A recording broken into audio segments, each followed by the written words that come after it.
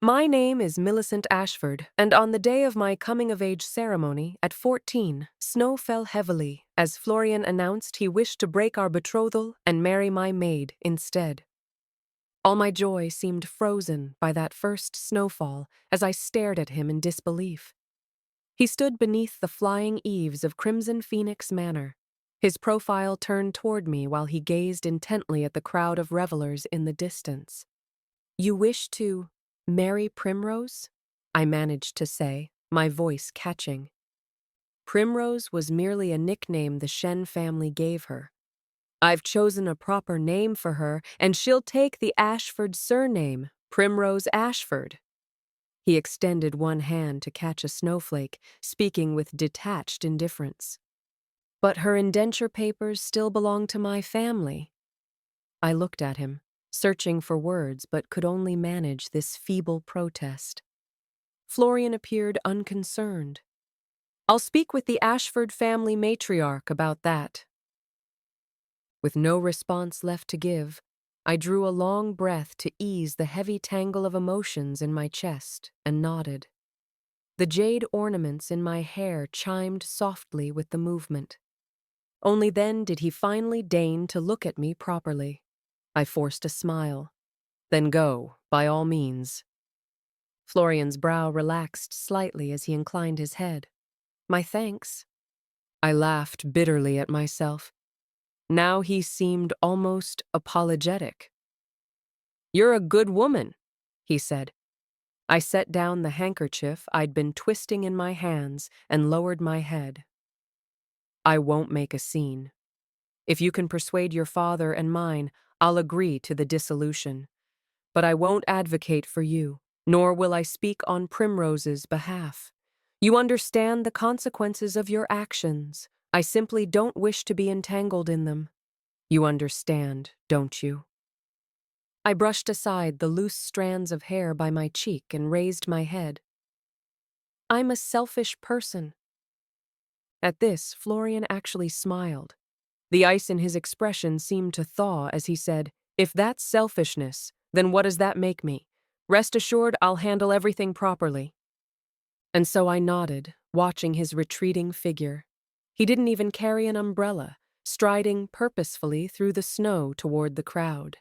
I gazed after him in a daze, watching him rebel against convention as he walked out of my world. We were different. This was the first time such a thought had occurred to me in the 14 years since our betrothal was arranged. I was the legitimate daughter of the Ashford family. He was the eldest son of the Blackthorns. We were meant to marry in 3 months' time, after which our families would complement each other's strengths and rise to greater heights. All his efforts since age 4 should have been directed toward this goal. Yet at 17, he chose a different path, one I could never have imagined. My maid Primrose was beautiful and had been designated as part of my dowry to the Blackthorn household. Traditionally, a first wife's attendants would often become secondary wives for the husband's family. But he rejected this arrangement. Instead, he broke our engagement to make Primrose his principal wife. The absurdity of it all overwhelmed me. The boy had truly lost his mind. Florian was merely a concubine's son in the Blackthorn family, though fortune favored him. The legitimate wife had borne only one sickly son who rarely appeared in public, while Florian's sister had entered the palace and won the emperor's deep affection. Since the empress's death 3 years prior, she seemed poised for elevation to that highest position. The Blackthorn family's status had risen accordingly, much to the Ashfords' satisfaction. As a concubine's son, he'd worked tirelessly from childhood. Even with the legitimate wife's magnanimity, it remained difficult for a concubine-born son to achieve prominence. His opportunities were few, but he seized everyone. This was what I most admired about him, his keen judgment and ability to grasp every available resource. He should have married me, entered government service, and enjoyed a brilliant future culminating in a cabinet position. Yet he abandoned all of this. I was certain he could marry Primrose with great fanfare while preserving both families' dignity, but such actions would inevitably provide ammunition for the legitimate wife and complicate his sister's position in the palace. His uncle would be disappointed, and while he could still enter government service, he would face far greater obstacles. I couldn't understand it. I had already designated Primrose as my personal attendant for the marriage. What more could he possibly want? Sighing, I rubbed my temples. Perhaps I simply didn't understand him well enough. There might be considerations I couldn't grasp. I admired him, his diligence, his pleasing appearance. But when he sought to break our engagement, my first thought wasn't about why he didn't want me, but rather where I had lost my usefulness to him. Returning to my room, I slowly fastened the door, shutting out the external tumult. In the mirror, I saw myself with the bright twin buns of maidenhood, adorned with snow-white ornaments and a butterfly hairpin that seemed ready to take flight. My white scarf and red and white jacket created a charming picture. Yet my eyes, though large, lacked spirit, and my mouth drooped without any trace of vitality. I touched my face and murmured, "I truly am not beautiful." Florian handled the matter with characteristic skill. He cited incompatible birth charts as the reason for our unsuitability, then somehow convinced my father to adopt Primrose as an Ashford family daughter. Thus both families remained close allies, though the Blackthorns owed the Ashfords an enormous debt of gratitude for his transgression. And he deliberately emphasized his concubine status. He claimed that as a concubine's son, his birth chart naturally conflicted with mine, while Primrose Ashford, as an adopted Ashford daughter, proved perfectly compatible. This preserved my dignity completely. He was truly mad, utterly mad. What had he strived for these many years, if not to escape the label of concubine's son? What extraordinary value did Primrose possess that he would willingly embrace that title to secure my father's approval, transforming her from slavery to nobility in one leap? Primrose. Primrose. What an auspicious name. Likely chosen with the plan to bring her into the Ashford family from the very beginning. In the depths of night, I had someone impersonate me in my room while I slipped out to the Celestial Dragon Tavern for wine. Only upon stepping through Crimson Phoenix Manor's gates did I feel an unprecedented sense of freedom. The Celestial Dragon remained open throughout the night. Upon entering, the servants regarded me with obvious shock. Glancing down, I immediately understood why. My jacket sewn with gold thread proclaimed wealth and nobility, yet I was an unfamiliar face, arriving at an hour when only drunken ruffians and pleasure-seekers frequented such establishments. This young lady must surely be here to catch an unfaithful spouse or cause trouble. I pressed my lips together and said gently, "I'd like a quiet private room and 2 pots of warm wine." Having never drunk before, I couldn't distinguish between strong and mild spirits, so I left the selection to the server. The main hall remained lively even at midnight. I went upstairs and gazed through the window at the stark contrast between the noise within and the profound silence outside. I thought perhaps I resembled the quiet street below, while Florian was like the celestial dragon, vibrant and bustling. Perhaps his way of living was truly more spirited. The wine arrived quickly. I poured a cup and took a tentative sip, immediately choking so violently I nearly wept. After coughing for some time and wiping tears from my cheeks, I laughed. Suddenly, someone knocked at the door. I grew alert. "Who is it?" Someone entered without invitation, and I stared as he approached my table. It was Florian. His expression was frosty. "You're drinking wine?" I fumbled for some solution, but faced with his dark countenance, my mind went blank. "Yes," I answered meekly. "Where are your servants? Why are you alone?" Perhaps the small amount of wine had gone to my head, for I actually replied, "Didn't you marry her away?" I immediately regretted the words and lowered my head in embarrassment. He seemed speechless for a moment, then said hoarsely, "Why torment yourself so?" I sighed deeply, feeling I'd destroyed all my earlier composure, and began drinking recklessly. The wine was too strong, forcing me to take only tiny sips. He had no choice but to sit and drink from the other pot in desultory fashion. "When is the wedding?" I asked, eyes downcast. "Perhaps the 7th of next month," he replied.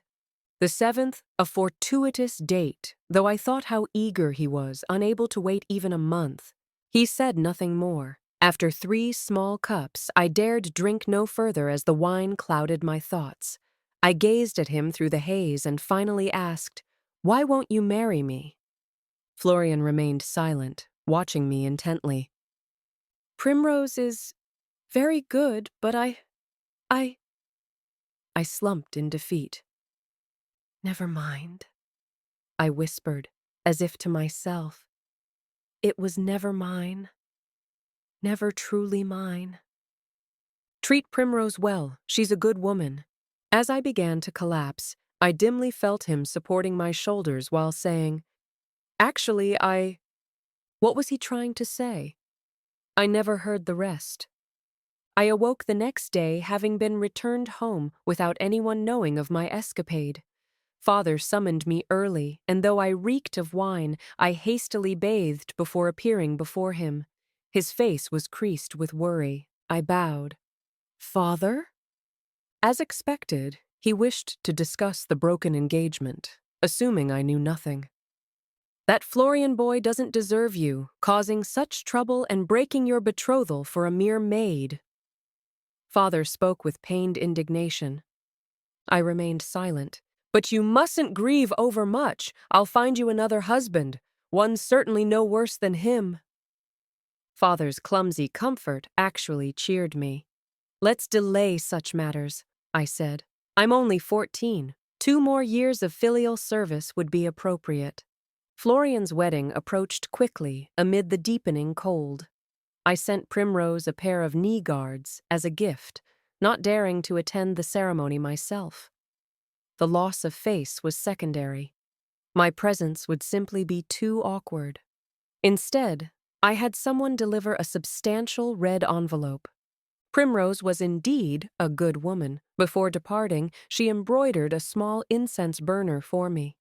She had served me faithfully for 3 years. I remembered her kindness. Such was fate, truly beyond prediction. Just as Primrose had spent 3 years at my side, caring for me devotedly while Florian's visits brought her always near me, I now wondered how they had come to know and love each other.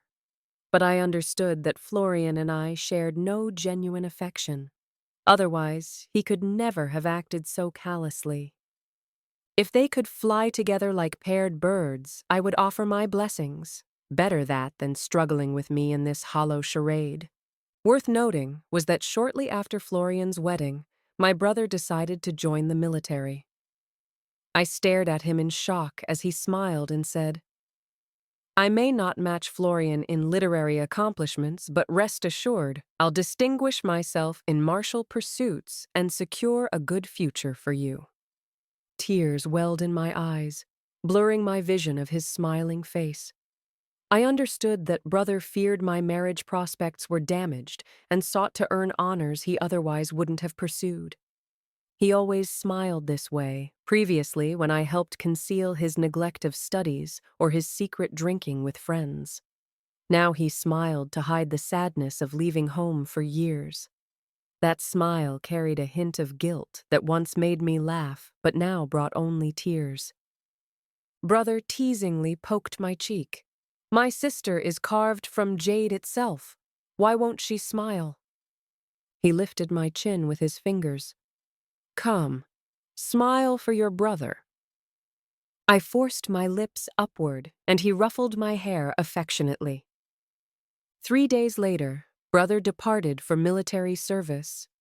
Mother collapsed in grief, while father beamed with pride. Brother wrote monthly letters filled with descriptions of the frontier's magnificent scenery, always ending with, Remember to smile, Millicent. I wondered at everyone's obsession with whether I smiled. Brother, father, mother.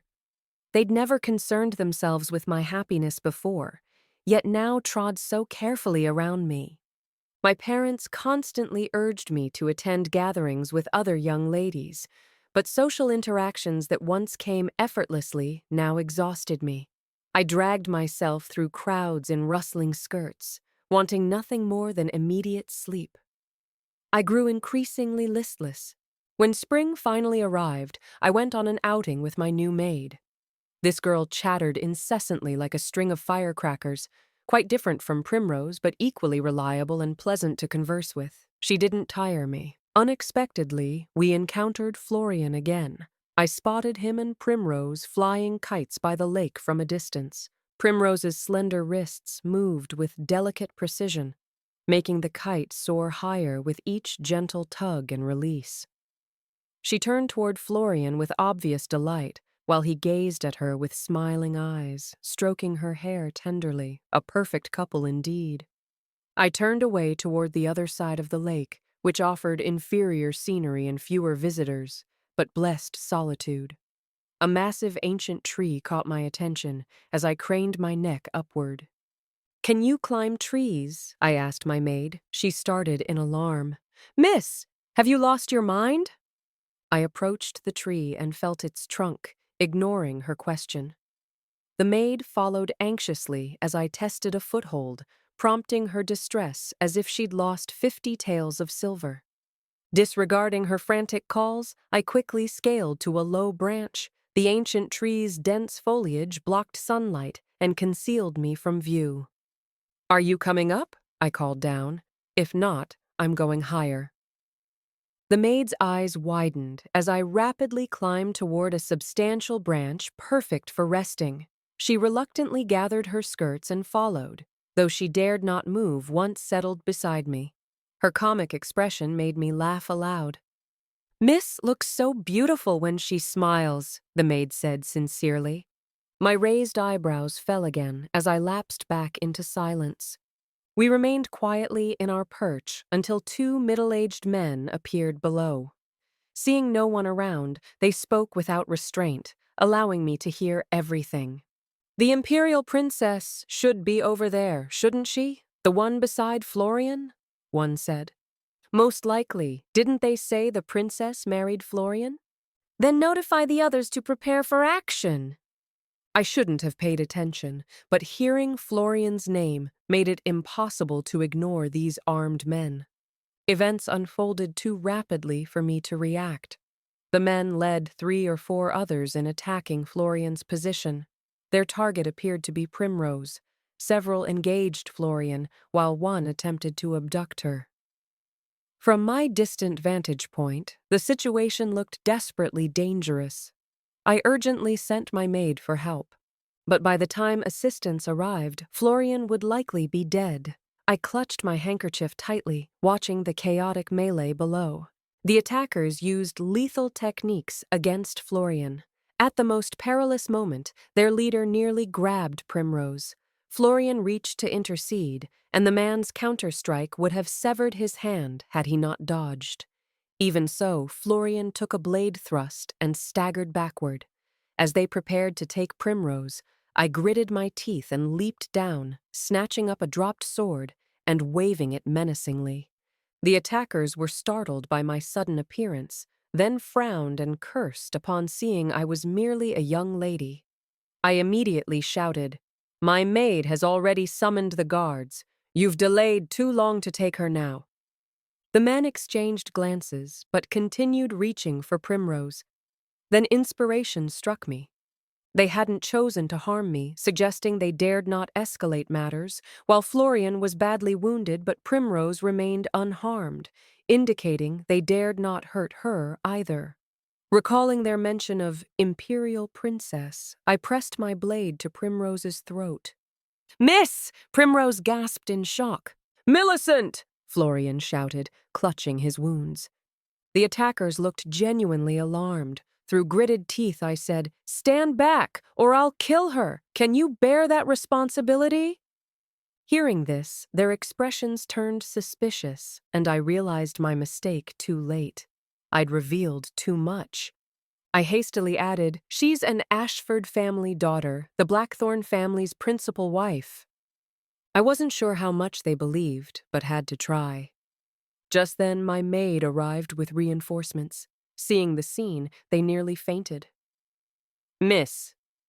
Realizing their plan had failed, the leader glared at me viciously before fleeing with his men.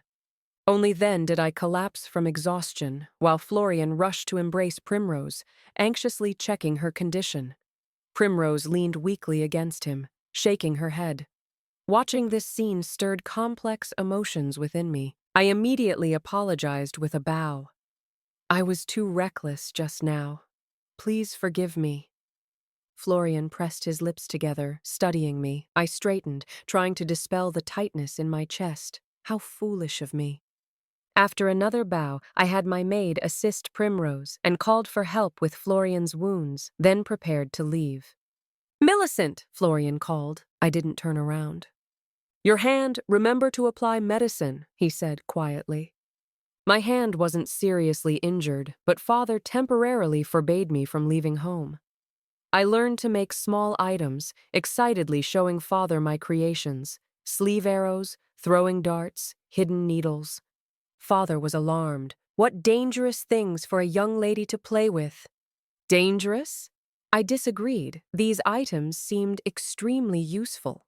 During that assassination attempt, the blade tips had nearly touched my nose while I remained completely helpless, forced to feign composure.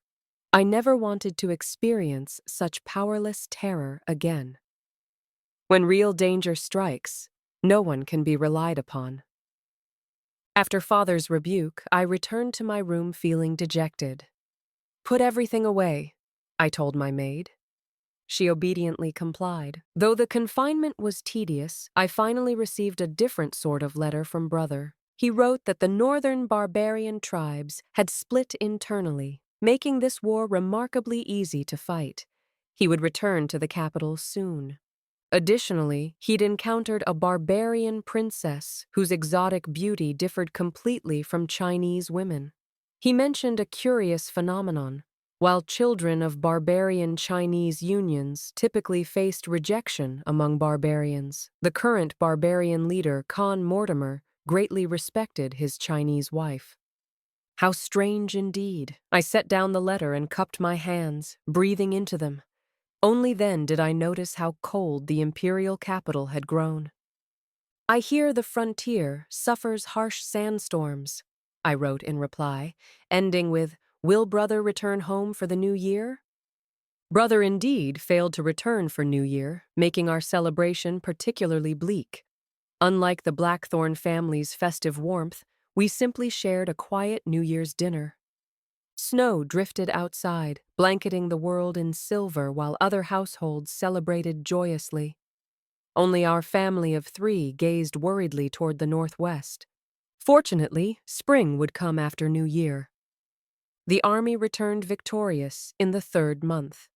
Father received early notice and waited with mother and me at our gates, watching for brother's return from the palace after receiving imperial rewards. From a great distance, we saw brother dismount his horse with practiced ease, his traveling clothes whipping dramatically in the wind as he strode to our entrance. Up close, I noticed he'd grown darker and taller. The sun had bronzed his skin, but his face bore genuine cheerfulness. Upon reaching us, mother immediately enveloped him in tearful embraces, frantically checking for injuries. I observed this 7-foot man, now redolent of northwestern winds, as tears gathered in his eyes. The frontier winds were too fierce, he said. They made one long for home.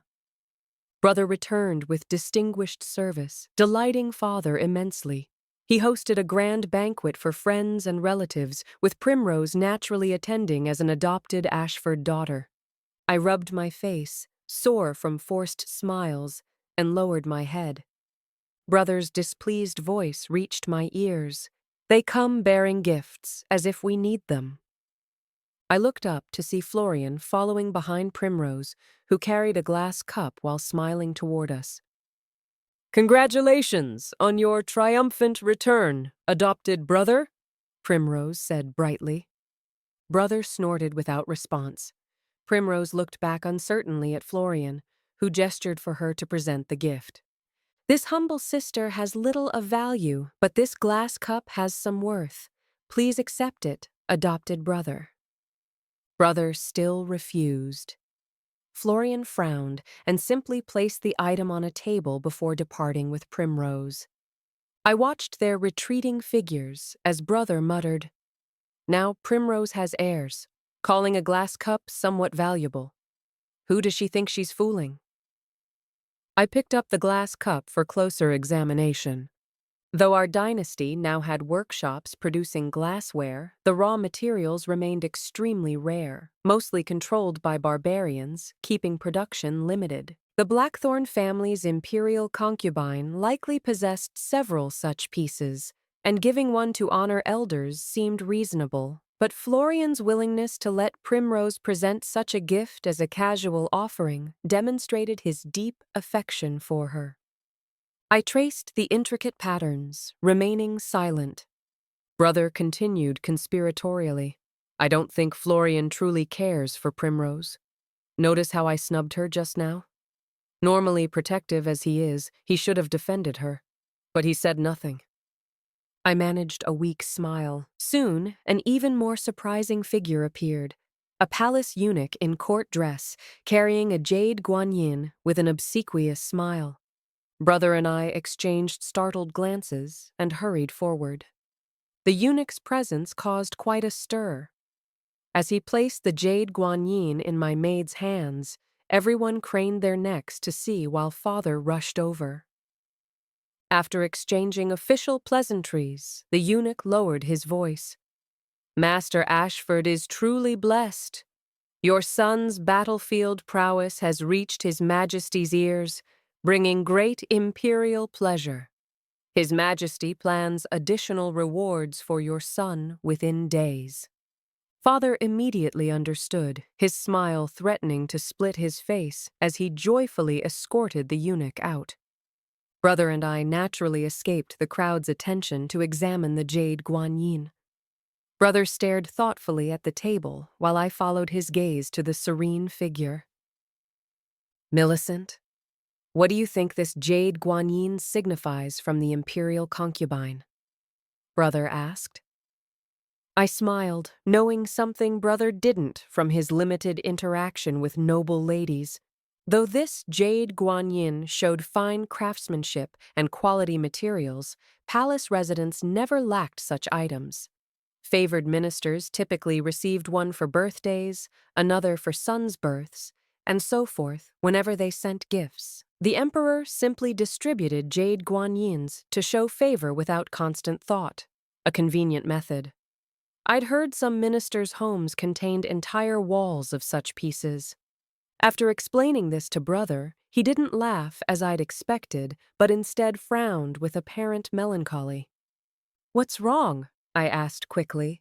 Brother sighed deeply with a wistful expression. The palace lady was quite different before entering the court. Straightforward, forthright, never engaging in superficial gestures. Now she's learned these hollow political courtesies. Brother seemed regretful as he set down the item.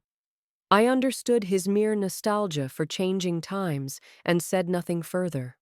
All banquets eventually end. Afterward, brother and I tallied the guests' gifts and were astounded. Though hosting the feast had nearly emptied father's fifth-rank official's treasury, the gifts not only filled that void but provided substantial profit. Everyone was certainly generous with their silver, I observed. Brother looked rather bitter. Our family understood perfectly well that brother's Northwestern campaign had been brilliantly successful at a time when civil officials dominated and fewer people pursued military careers. Though the Blackthorn imperial concubine's advocacy for compensation surely played a role, brother had genuinely distinguished himself. Even favored generals required wars to advance further, leaving our household temporarily quiet. The only notable event came in the 4th month when Florian visited the Ashford residence again. He came to retrieve Primrose's household registration, having apparently arranged the necessary relationships. Motivated by personal feelings, I obtained the documents from father to deliver them to Florian in the corridor. Once again, he stood with his back to me. Since my coming-of-age ceremony, his expression had grown increasingly somber, his gaze often vacant when standing alone. This wasn't his former demeanor at all. Florian's life had always seemed purposeful, striving for others' respect regardless of his birth circumstances. When standing, he'd hold his spine rigidly straight, like a nail driven into wood, radiating tenacious strength that distinguished him from others. But now that nail seemed to waver, gazing uncertainly at heaven and earth, unsure why he'd struggled these many years. Upon hearing my approach, he quickly composed his features. In that instant, I glimpsed vulnerable weakness and realized this precociously mature young man was merely 17 years old. I handed over the registration documents, which he accepted. Suddenly, I desperately wanted to know why he'd chosen Primrose. Before I realized it, I'd voiced the question aloud, then regretted my presumption. He looked startled, expression showing that familiar bewilderment before finally saying, "Primrose suffered a pitiful background, yet remains considerate. There's nothing objectionable about her." He glanced at me apologetically. "I've wronged you, but you needn't—" I understood his unfinished thought and knew my question was inappropriate. After composing myself with a curtsy, I said quietly, "But such maids exist in more than just the Ashford household." Without looking back, I turned and left.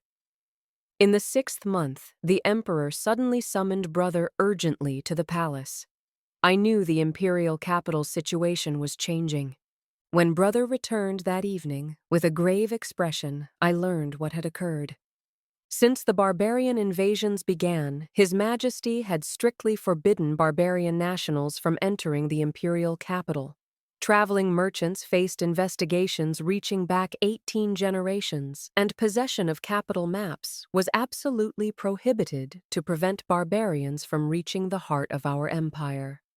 But now frontier reports indicated a barbarian force had somehow obtained comprehensive maps of our central plains and broken through search checkpoints, apparently heading directly for the imperial capital. His Majesty, deeply troubled, appointed brother as a 6th-rank Imperial Justice Department commander to defend Ironhold Fortress 20 li outside the capital, absolutely forbidding further barbarian advance.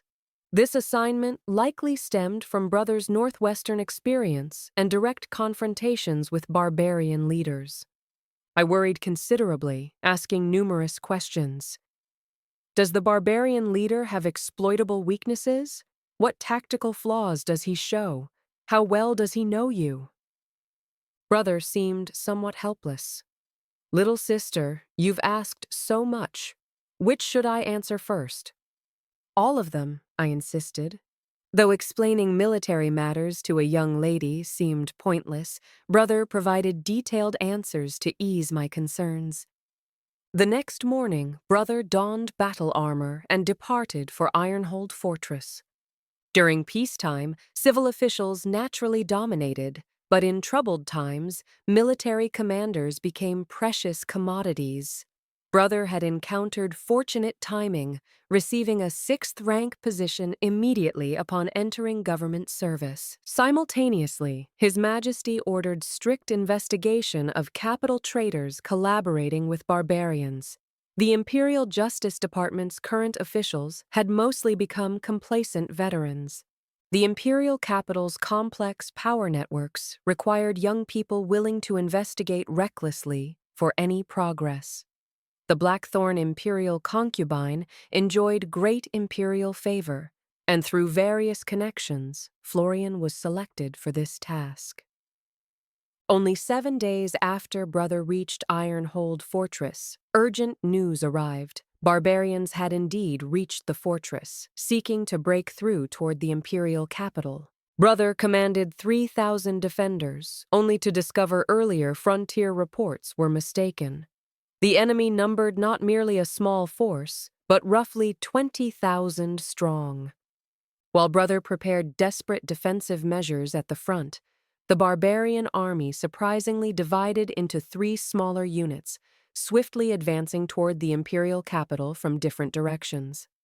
Such rapid tactical adaptation required not only detailed maps, but also timely intelligence feedback. Even 3-year-olds wouldn't believe otherwise.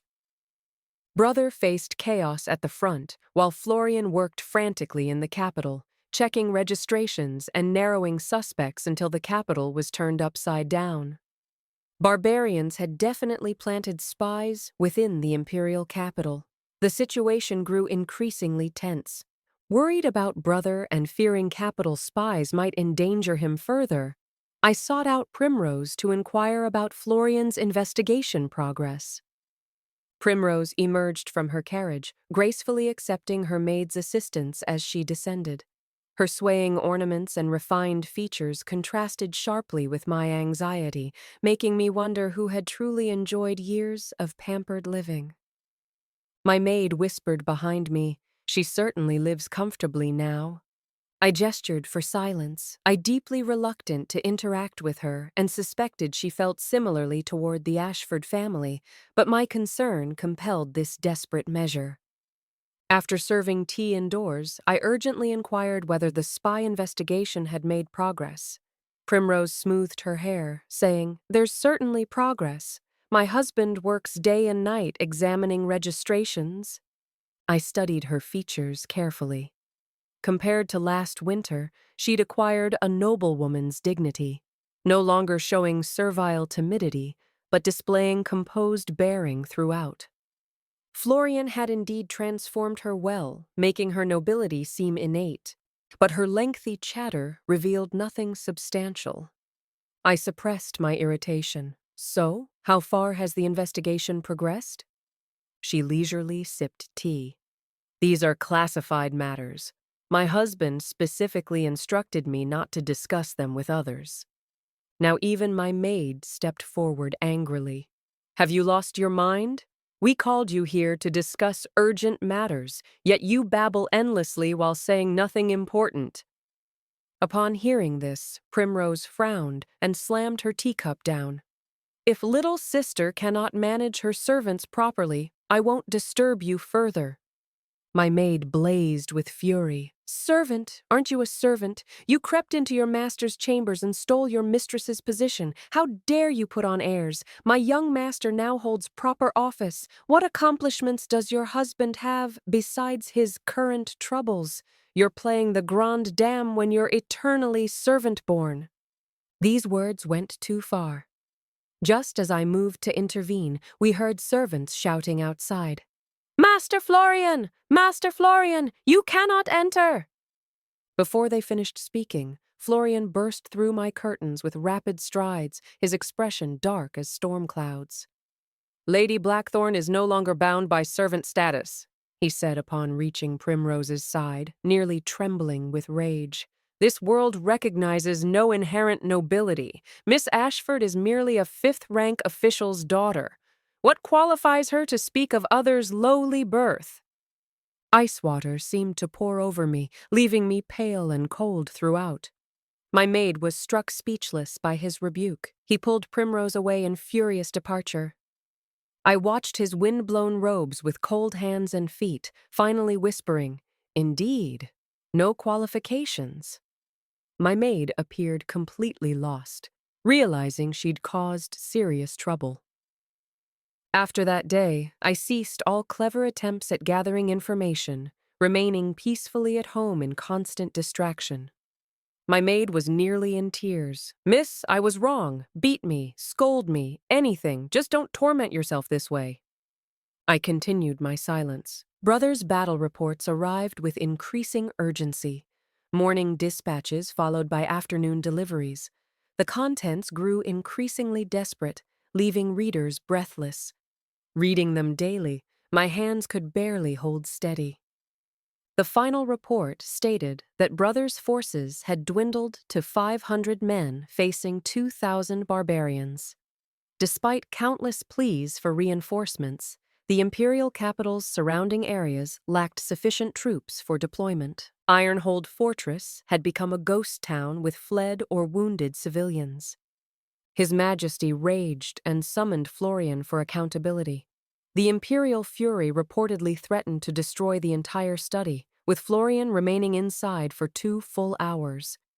I gripped my handkerchief tightly. After considerable time, I said decisively, "Prepare a horse. I'm going to Ironhold Fortress." Ironhold Fortress was indeed an empty city.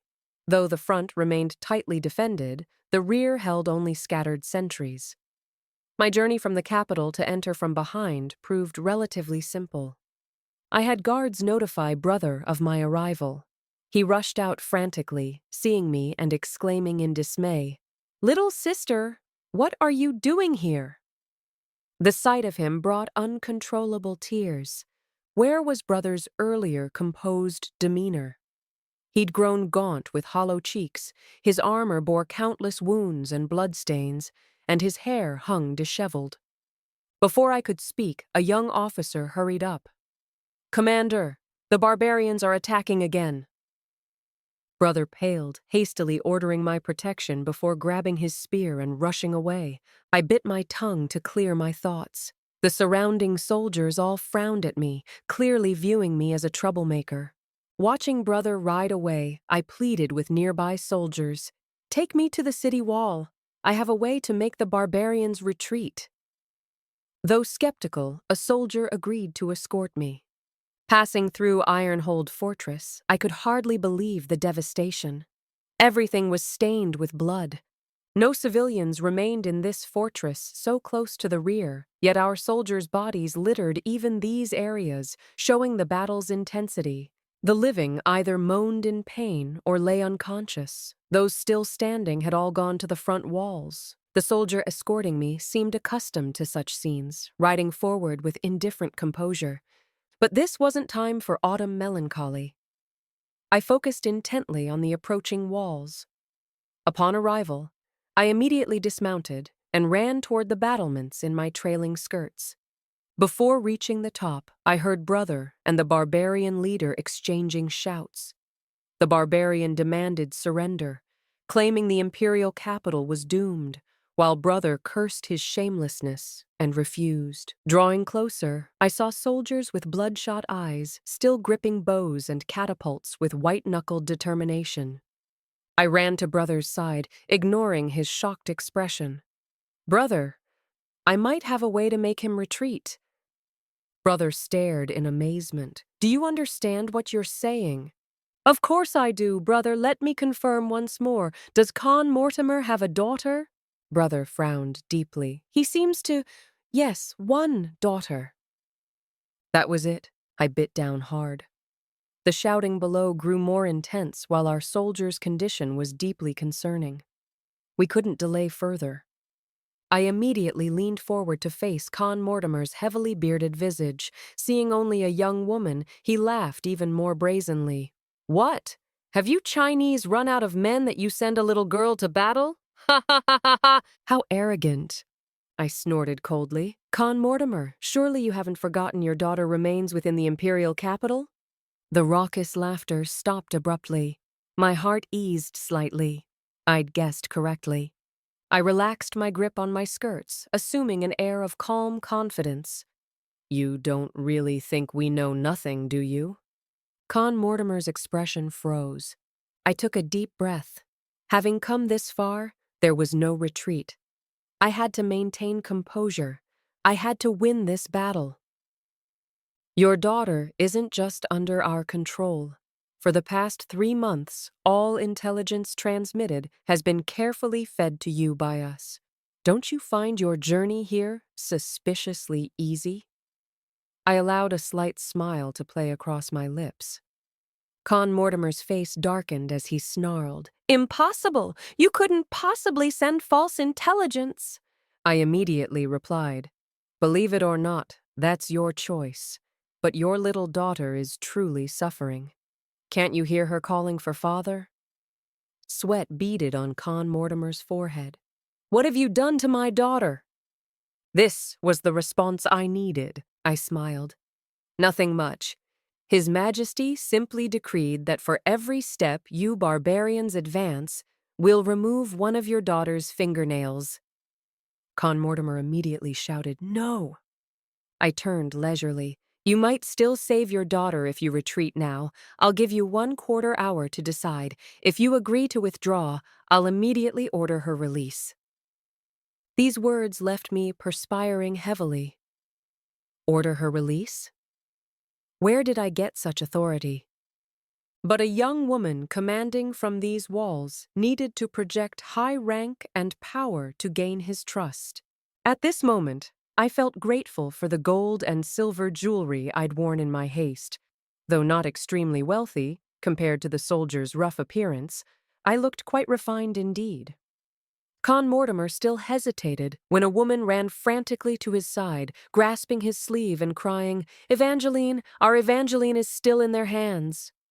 I looked immediately. Though dressed in barbarian clothing, the woman clearly had Chinese features. This must be Con Mortimer's much-respected Chinese wife. Suddenly, I remembered something. Perfect opportunity. My, this must be Con Mortimer's wife. Such lovely coloring, I said airily. I wonder if such a delicate lady can handle your other concubines. Both Con Mortimer and his wife looked up at me. You must be quite curious how we obtained our intelligence. Well, it's simple enough. In early spring, we discovered a small unit from the barbarian Chinese border region entering the imperial capital. Arousing our suspicions, we secretly tracked their movements only to discover these men had entered the capital not for espionage, but to assassinate your precious daughter. Unexpected, wasn't it? The one leaking your military secrets was your own people. With these words, I was certain that even if Con Mortimer had only half believed me earlier, he now accepted 9/10 of my story. Indeed, he hesitated no longer, angrily ordering retreat. I shouted after him, When you've withdrawn 30 li, your daughter will be respectfully returned. Descending from the walls, cold sweat immediately soaked my back. I collapsed weakly into brother's arms, my entire body chilled. When I regained awareness, all the surrounding soldiers gazed at me with reverent admiration, their expressions solemn. Behind me, brother's face showed equal gravity. Brother took my hand and announced loudly, We have won. Immediately, cheers echoed throughout the walls. Returning from Ironhold Fortress, my first urgent task was requesting an imperial audience. His Majesty clearly received news faster than mine. Soon, I was summoned to the imperial study. I squeezed my eyes shut, gathering courage. This battle would be even more critical. During the journey, I'd already thought everything through clearly. Primrose was personally elevated into the Blackthorn family by Florian. If we didn't clear Florian of involvement this time, even the Ashford family might not escape unscathed. By now, it was completely dark outside, with near-perfect silence. I took a deep breath and entered that magnificent palace. Your subject, Millicent Ashford, pays respects to your Majesty. I knelt and spoke clearly. Rise! Though stern, the Emperor's voice carried a hint of warmth that relieved me somewhat. As I stood, I glanced briefly at Florian, still kneeling with an ashen, shocked expression. I immediately knew he'd learned of Primrose's situation. The Emperor had clearly vented his initial fury and seemed relatively calm, which reassured me considerably. Quickly explain how you discovered Lady Blackthorn was a spy, the Emperor commanded with displeasure. Hearing Lady Blackthorn, rather than Primrose, sent another wave of shock through me. The Emperor was treating her as representing the Blackthorn family. But I couldn't allow His Majesty to implicate the entire Blackthorn household in treason, regardless of Florian, if only for the sake of his uncles and cousins. I gritted my teeth and replied respectfully, "Your Majesty, Primrose served in the Ashford household for 3 years as my personal maid. During those years, she showed no suspicious behavior, nor did I detect any impropriety. Only after the 3rd month, when my brother, Primrose, and I encountered an attack, did I dimly hear the assailants refer to Primrose as Imperial Princess. At the time, I thought nothing of it." I paused to kowtow again. "Please forgive this subject's negligence." The Emperor waved dismissively. "No matter," I continued. "Since our dynasty has never used Imperial Princess for princesses, I assumed I'd misheard and didn't investigate further. Later, when brother returned from the Northwest, he told me about frontier customs and mentioned Khan Mortimer's unusual respect for his Chinese wife. This piqued my curiosity, leading me to ask more questions. I learned Khan Mortimer values family deeply, especially his Chinese wife and the children of political marriages to barbarian nobility. Subsequently, while reading, I discovered that Imperial Princess was a former dynasty's title for chieftains' daughters. That dynasty fell nearly a century ago, making continued use of this title extremely suspicious. During the 3rd month's assassination, the 3 leaders all appeared Chinese, but never harmed Primrose. This raised my suspicions, and questioning brother revealed that barbarian Chinese intermarriage was common in border regions. Due to their remote location, many barbarians and Chinese still retained the Imperial Princess designation. Among current users of this title, only the barbarian Chinese borderlands seemed likely. However, this alone couldn't confirm Primrose as a barbarian princess. When brother risked his life defending Ironhold Fortress, I worried desperately about Master Blackthorn's investigation progress and sought information from Primrose. Surprisingly, she appeared calm and even pleased, unlike my own anxiety. Yet later, conversation revealed Master Blackthorn had made little actual progress. Given the national crisis, surely Master Blackthorn would dedicate himself completely to the country's service. This suggested Primrose played a crucial role. Moreover, Primrose seemed intimately familiar with Master Blackthorn's investigation details, but remained evasive about important matters. Only then did I truly suspect her. At the front lines, in desperation, I tested Khan Mortimer's reaction. When he showed extreme concern for his daughter within a few exchanges, I dared have brother report to your Majesty, requesting the barbarian spy's arrest. I finished in one breath and exhaled deeply with relief. I'd done my utmost to clear Florian's name. This represented my maximum effort. The Emperor's expression shifted several times upon hearing my account. I knew my small schemes couldn't fool this nearly 40-year-old sovereign, leaving me quite anxious. After a long pause, the Emperor spoke. "Truly courageous and intelligent, Master Ashford has raised an excellent daughter, a woman who yields nothing to men. Had you been born male, you'd certainly match Florian's abilities." Hearing this, I finally released my death grip on my handkerchief, my body sagging slightly with relief. I understood. The Ashford family was safe, and so was the Blackthorn family. The Emperor didn't detain me long and simultaneously released Florian, who'd been standing for 6 full hours. Rising from the ground, Florian's expression remained unstable. I couldn't guess his feelings, and my own mind held only post-crisis emptiness, leaving little attention for his concerns. So we slowly exited the imperial study in sequence, maintaining the same silence. The shadowy palace corridors were deserted and soundless except for the leading eunuch's silent torch, the only light in this vast darkness. The towering palace walls created oppressive atmosphere with thick, suffocating air that made breathing difficult. "Won't you visit your sister at Blackthorn House?" I asked as we neared the palace gates after walking in silence. Florian stopped, and I stared at his back, suddenly noticing how his shoulders had begun to curve. Sister is a imperial concubine. Without His Majesty's permission, no one may see her, he said, almost inaudibly. He appeared to have aged at least 10 years, yet inappropriately, my mind wandered. Brother once said the Blackthorn sister was always forthright and unconventional, yet now she couldn't even see her own brother entering the palace. I felt somewhat saddened. Florian stopped advancing, so I halted as well. He gazed upward expressionlessly. Look at these palace walls, so square and rigid. Don't they resemble a cage? I was startled. How could they resemble a cage?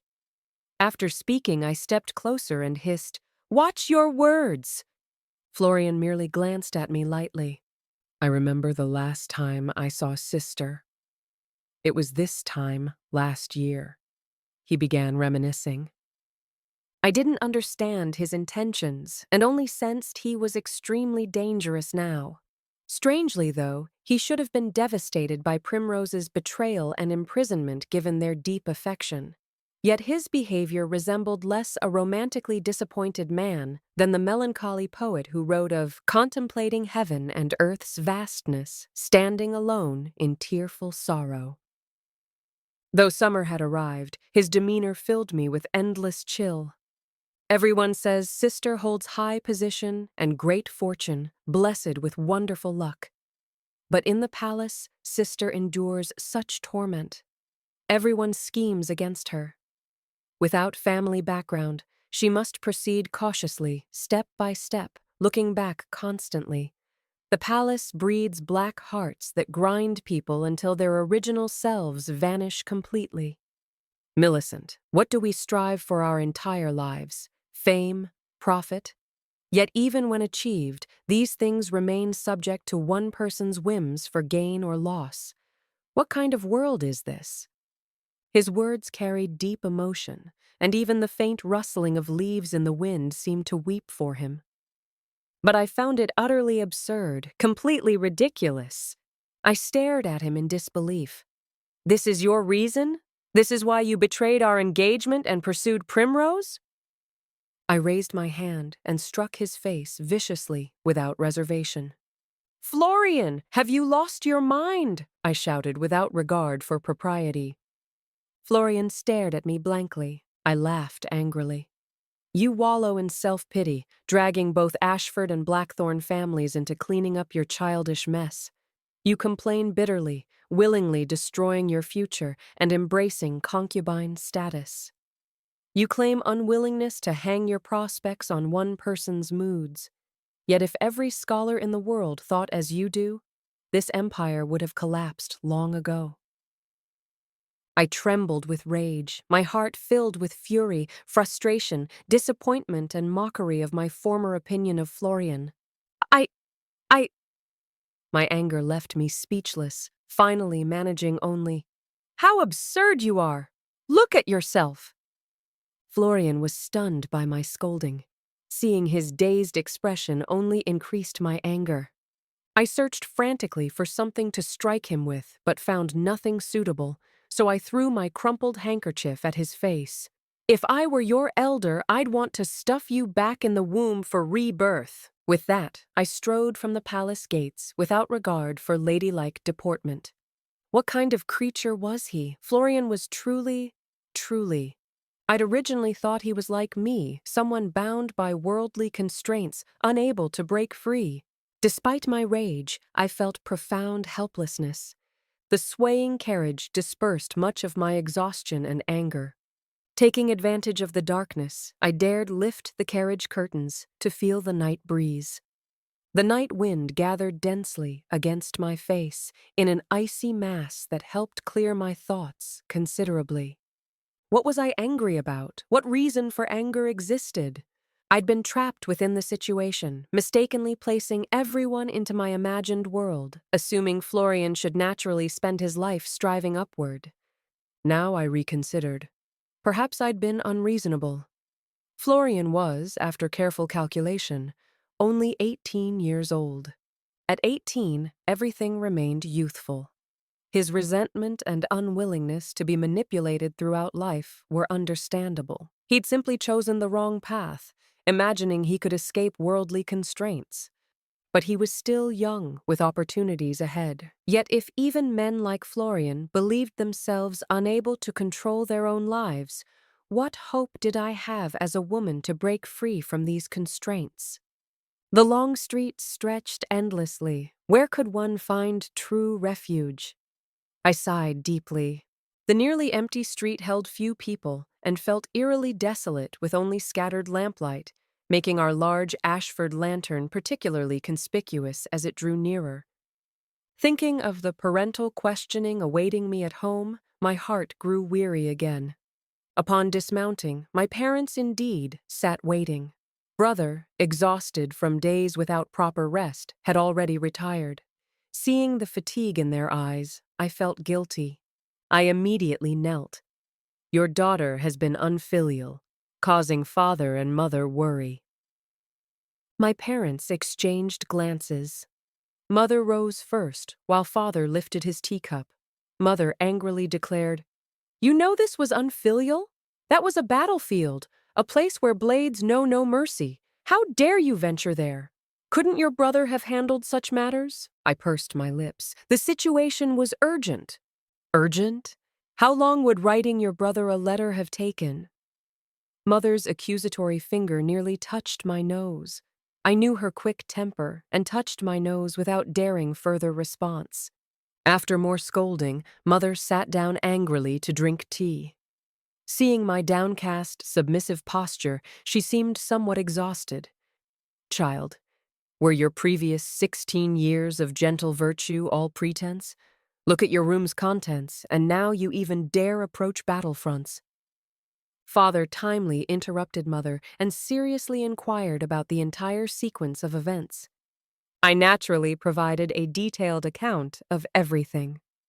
The more Father heard, the graver his expression became. After I finished speaking hoarsely and helped myself to tea, Father continued staring at me expectantly. I hesitated uncertainly. Did your daughter omit anything? Father said seriously, "You handled this matter excellently. One might say perfectly. You gave His Majesty a way to save face." I immediately understood. You mean reducing redundant personnel? Father nodded. I certainly comprehended. This barbarian conflict had made our pampered sovereign realize that our supposedly mighty empire couldn't produce a single hero when crisis struck. Too many civil officials wasn't necessarily beneficial. Once His Majesty issued orders to purge the court, countless officials hoping to live off state coffers would weep and wail. "This matter absolutely won't implicate the Ashford family," I said. "We need only close our doors and live quietly." Hearing this, my parents exchanged glances and fell silent. I didn't understand their reaction. After a long pause, Father sighed deeply. I quickly asked, "What's wrong?" Both parents looked somewhat melancholy. Father said, "It feels like yesterday you were riding on my shoulders calling Daddy. Yet now you can discuss court politics with your father." How did our family's pampered, innocent little daughter become so worldly wise? Father showed rare bewilderment. How did even you? I was stunned. How did everything change so suddenly? Bartholomew joining the army, you developing such sharp judgment? Yesterday you were both lost children, yet now you've found your bearings. Father's expression was complex, perhaps best described as a mixture of loss and melancholy. People say, youth knows no sorrow. When youth learns sorrow's taste, elders must quietly exit the stage. I gazed at my parents' graying temples with stinging eyes. The next day, Brother awoke to find our family's harmonious atmosphere somewhat bewildering. Wait, Father, Mother, didn't you agree to punish little sister properly when she returned? Father stopped our playful interaction and irritably said, "Your sister rendered great service to the nation." "What punishment?" "Instead of sleeping past midday, if you'd spent half this energy studying, would your sister need to handle your responsibilities?" "Brother, Exhausted from half a month's service, slept well for once, only to face undeserved scolding upon waking. He rubbed his nose pitifully. I couldn't help laughing. Such happy times never last long. Soon, His Majesty's intentions spread throughout the imperial capital, with everyone knowing he planned major changes. Now people lived in constant fear. The emperor disliked factionalism, leaving minor officials on the court's periphery, frantically worried, yet afraid to seek help from higher-ranking officials. They could only secretly send gifts to the Ashford residents. Today, one official sent jade toads, tomorrow another sent landscape paintings, the day after various gold and silver hairpins arrived at our doors. Father adamantly refused all gifts. After 5 days of declined visitors, people gradually stopped coming to the Ashford residence. Everyone declared the Ashfords arrogantly proud, despite their modest rank, soon making us the perfect target for resentment. People wanted nothing more than to spit on us. This dramatic transformation occurred within merely half a month. Initially, Brother raged, but gradually calmed as he realized those cursing loudest had lost the most. Understanding this made their opinions irrelevant. After all, frogs without legs can't hop for long. Still, we weren't completely unaffected. Previously, noble ladies' gatherings brought me 7 or 8 monthly invitations. This month proved remarkably quiet. Not a single invitation arrived.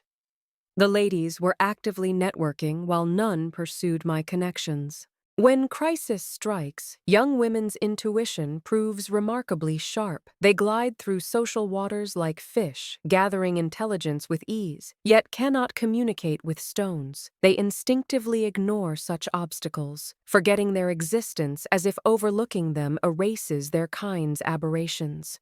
I was that aberration, but I felt no great sadness, since avoiding their company actually brought me comfort. However, this atmosphere of universal condemnation ultimately alarmed His Majesty. Though we remained silent, he couldn't watch his intended future confidant become completely isolated in the imperial capital. In the 8th month, His Majesty issued an edict that astonished the entire imperial capital. By heaven's mandate, the Emperor decrees, Millicent Ashford of the Ashford family displays gentle virtue, courage, and wisdom. A palace eunuch's shrill voice seemed to pierce our false tranquility. Hereby granted the title Princess Changning.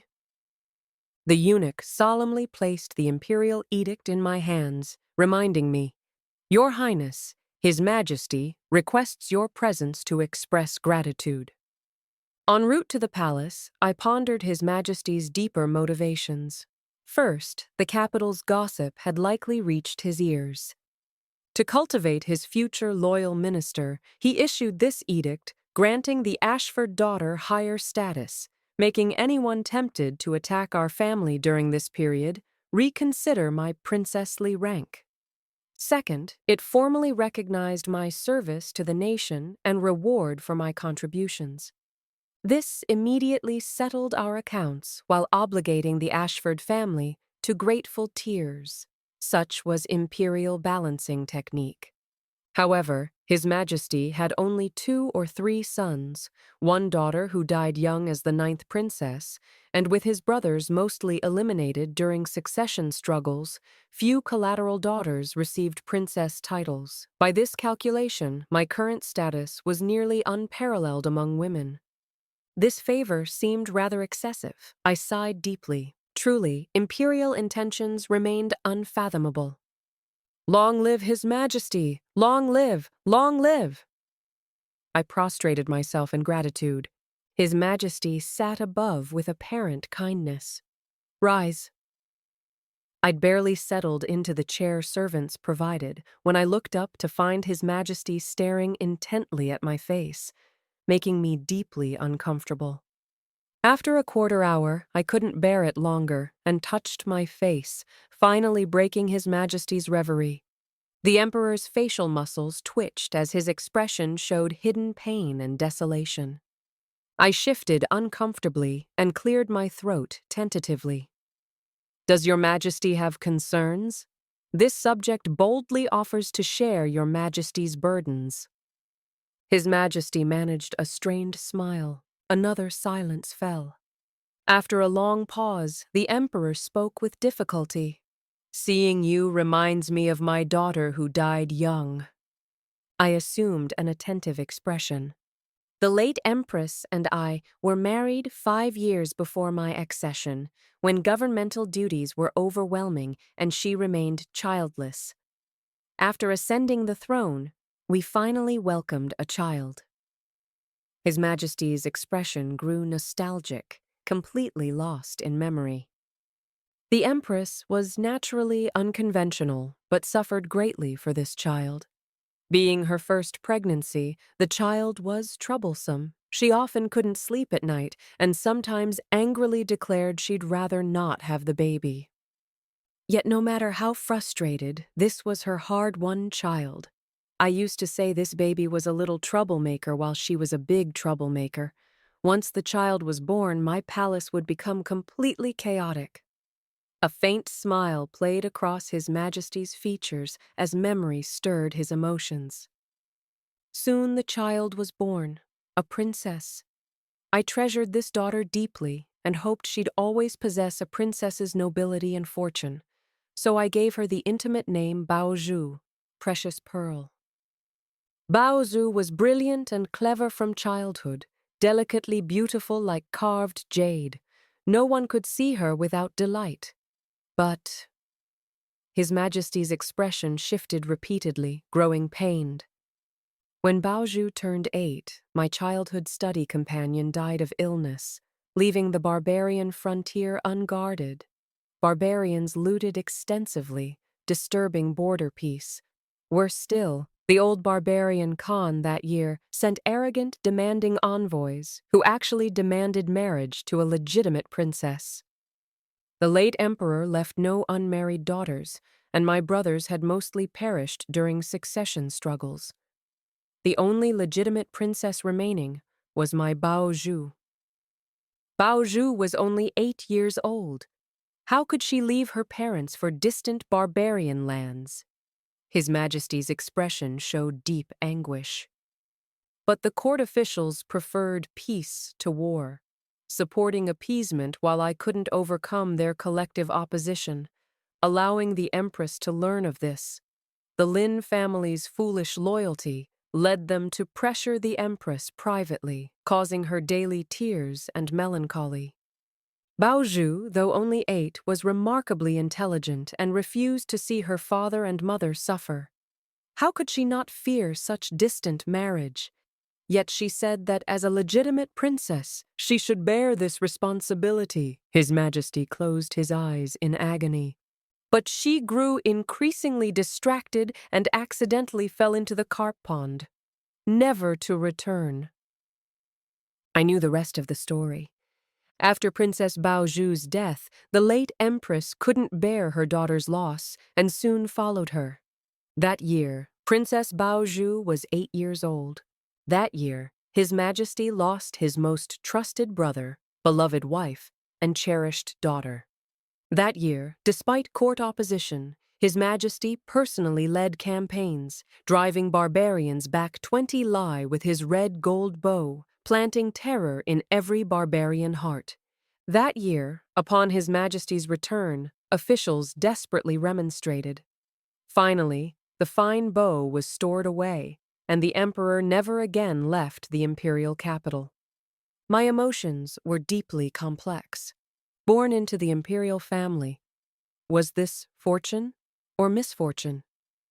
Everyone in this world carries their own inexpressible suffering. As a woman, though worldly rules pressed suffocatingly, I needn't shoulder men's family responsibilities. While people have different aspirations, social conventions spare no one. We merely torment each other mutually. Tears gathered at His Majesty's eyes. How could I not grieve? Back then, my foundation was unstable, my methods immature, causing Baozhu's tragedy. Now, seeing your face, which resembles Baozhu's by 5 or 6 parts, I cannot bear watching you suffer similar hardships. His Majesty's hand gripped his chair's armrest desperately. Witnessing this made my heart heavy. I could only kneel silently. He was emperor, the son of heaven, sovereign of all under heaven, so he concealed all emotions, allowing wounds to fester in hidden corners. Years later, when torn open, the air reeked of decay. No one escapes, all beings suffer. Perhaps having finally voiced years of buried anguish, His Majesty felt considerably relieved and offered to grant any request I desired. I immediately thanked him and requested free passage through all checkpoints. Though puzzled, His Majesty granted this with a wave. The personnel reduction caused citywide turmoil, but actual implementation took only a month to complete court reshuffling. Some rejoiced, while others despaired. The Ashford family celebrated, as did the Blackthorns. Brother received meritorious promotion to third-rank vice minister, making the Ashfords suddenly prominent. The Blackthorn imperial concubine regained favor after a month's disgrace, while Florian apprenticed himself to an elderly imperial justice department minister, daily studying investigation and judicial procedures. Before departing, he visited me, his expression considerably calmer, seeming to return to his state from a year prior. He said he'd previously believed rebellion against convention constituted resistance to social constraints, but now realized his error. To change the world, one must first possess sufficient authority. I smiled and nodded. He seemed somewhat distracted. When I asked what troubled him, he said, "Millicent seems very different from before. Previously, Millicent followed behind me, but now I seem to follow behind Millicent's progress." He smiled. "The former Millicent hadn't understood life's purpose, and the current one hasn't either. I simply feel following one's heart matters most." I nodded. "This heart-following Millicent appears much changed." He nodded without further comment, then inexplicably added something else before departing. After turning 17, I became a marriage-aged spinster. But no young men in the entire imperial capital satisfied my parents. They were either too lowly born, parents feared marrying me beneath my station, too highly born, parents feared I'd be scorned, or simply unwilling to marry a princess as ornamental decoration. In short, despite parents' efforts through the second month of the following year, no suitable candidate emerged. I watched my parents' daily sighs with satisfaction before cheerfully returning to my room to work with metal and wood. One day, while studying blueprints and noticing the full moon outside, I suddenly recalled the moon from the Celestial Dragon Tavern's upper floor. Moonlight filtering through the tavern's window lattice into wine cups created shifting, unclear shadows. I'd thoughtlessly poured all that wine down my throat, swallowing every trace of moonlight into my heart. I wanted wine. I suddenly stood up. Action followed thought, but I couldn't repeat last year's foolishness of entering the Celestial Dragon in expensive women's clothing. So I secretly borrowed men's clothes previously prepared for Brother. Though somewhat loose, they looked quite proper. I nodded with satisfaction and slipped from our estate. The Celestial Dragon remained as lively as ever. A server smiled approaching. "Sir, private room or main hall?" I surveyed the crowded hall with only a few corner seats remaining. But I craved experiencing common folks' atmosphere, so I said, "The main hall." The server smiled respectfully, preparing to escort me, when suddenly a man's hand appeared before him, casually dropping silver coins while a lazy voice spoke near my ear. "Excuse me, server. I'll take all the remaining main hall seats." The speaker leaned carelessly against a nearby pillar, meeting the server's embarrassed smile and my questioning gaze with an indifferent shrug. "What? New here? The Celestial Dragon's rule. Whoever pays first is master." I suppressed my anger, coldly glancing at him before telling the server, "A private room, then." The server quickly bowed as I coldly strode toward the stairs, thinking how unfortunate to encounter such a person during my rare outing, truly dampening. The celestial dragon's wine remained as intoxicating as ever. After just one cup, my head swelled, so I dared drink no more. Having achieved my nostalgic purpose, I supported myself against the table and prepared to return home. Upon opening my private room door, someone blocked my movement. I looked up blearily to find the very person who'd stolen my hall seat. He stretched his arm across my path, still appearing lazy. "Miss, please have the server escort you home to avoid being devoured completely downstairs." That single miss sobered me instantly from my wine stupor. I stared up sharply. The man seemed startled by my shock, stammering briefly, "Don't tell me you thought your disguise was convincing?" He looked flabbergasted. Meeting my expression, clearly reading "why not," he actually laughed aloud. "Ha ha ha, oh miss, I've never seen any gentleman walk with such dainty steps. Look at that slender waist. You've wrapped your belt 3 times, and it barely stays put. So please, miss, it's late and dangerous. Leave quickly." How do I know you're trustworthy? Perhaps alcohol clouded my judgment, for I couldn't think clearly. The man seemed speechless momentarily. "Did you notice those men's expressions downstairs? I just spent 3 taels reserving 4 tables. If I were villainous, those pleasure-seeking young masters below would have devoured you completely by now." Wine-addled, I couldn't process such lengthy explanations. So I waved him off and swayed down the stairs. He persisted behind me. "Miss, you're still going alone. Heavens, could you at least pay me before leaving?" I fumbled through my clothes, found my purse, and handed over a random amount. "You actually paid when asked?" "This is too much money," he protested. "Just consider yourself hired as my bodyguard." He sighed resignedly. I ignored him and continued forward. After walking 3 streets as dawn approached, I stretched lazily, feeling the wine's effects dissipating. Turning back, I found him supporting his head with both hands. I smiled. "You actually followed." "Sobered up?" He removed the grass stem from his mouth, muttering, "That was quick." He prepared to leave nonchalantly, then turned back. "So, were you actually drunk?" I smiled slightly. "I only had 1 cup." "So you weren't drunk at all?" "Ah, I outsmarted myself." He seemed somewhat helpless. As he began walking away, I suddenly called loudly, "What's your name?" Still walking with his back to me, he waved without stopping. "I never change my name. I am the great sage equal to heaven." I was speechless. As his figure disappeared in the distance, I sighed with some boredom, fingering the dragon-carved jade pendant at my waist.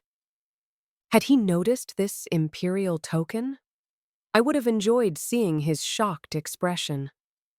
Time passed, and winter returned. I finally completed nearly a year's work, a set of protective gear with concealed weapons for brother.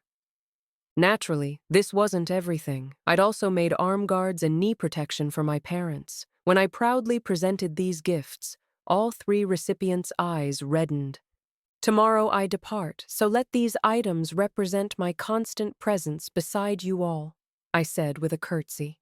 Half a month earlier, His Majesty had decreed that Princess Changning should journey to Jiangbei for national prayers. That day, when summoned to the imperial study, I arrived to hear His Majesty angrily smashing cups inside. I flinched as he quickly composed himself. I learned that His Majesty's 3rd prince had barely reached marriageable age when court officials began suggesting His Majesty arrange marriage between Princess Changning and the 3rd prince. His Majesty angrily declared this absurd. I felt considerably relieved. His Majesty cared for me, understanding my unwillingness to marry the 3rd prince, and he shared this sentiment. His current attitude suggested alternative solutions. His Majesty's method proved simple. With my agreement, he quickly announced my upcoming journey to Jiangbei for prayers lasting half a year, during which he'd swiftly arrange the third prince's marriage. So after bidding farewell to my family, I departed for Jiangbei the following morning. Brother, father, and mother all saw me off. My parents looked worried, saying, "If only you'd bring back a son-in-law from Jiangbei." I was surprised they could suggest such a thing, laughing, "You're no longer arranging matches with other families?" "What's the use? You dislike them all and always find excuses for rejection," Mother grumbled. I boarded my carriage just as blinding noon sunlight struck my face. How bright it was. From now on, everything would be bright.